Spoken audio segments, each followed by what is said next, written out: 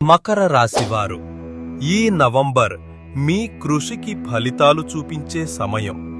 మీరు వేసిన ప్రతి అడుగు ఇప్పుడు మెరుగైన దిశగా నడుస్తుంది. శని మీ రాశిలో ఉండటం వల్ల నెమ్మదిగా కాని స్థిరమైన పురోగతి కనిపిస్తుంది.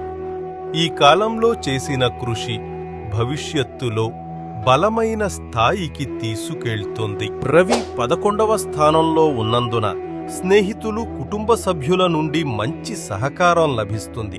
కాని నవంబర్ 9 నుంచి 13 వరకు మాటల్లో కొంత జాగ్రత్తగా ఉండండి. అనవసర వాదనలకి దూరంగా ఉండటం మంచిది.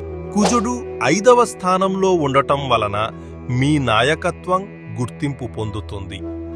నవంబర్ 15 నుంచి 22 వరకు కొత్త అవకాశాలు, ఇంటర్వ్యూలు, ప్రమోషన్ సూచనలు కనపడవచ్చు.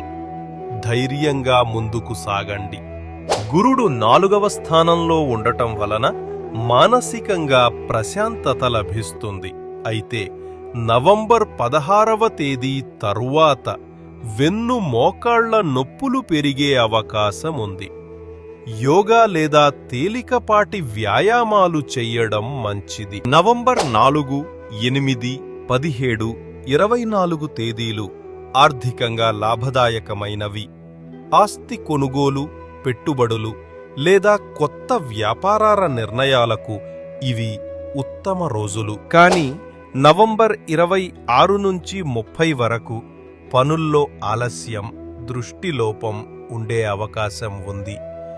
ఆ రోజుల్లో ముఖ్యమైన నిర్ణయాలు వాయిదా వేయటం మంచిది. ఈ నెల మొదటి భాగంలో విజయ శాతం 66%, రెండవ భాగంలో 73%, మొత్తం సగటుగా 69%.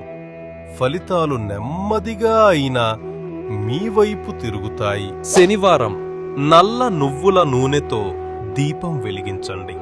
సోమవారం తులసి దళాలతో గోమూత్ర పూజ చెయ్యండి.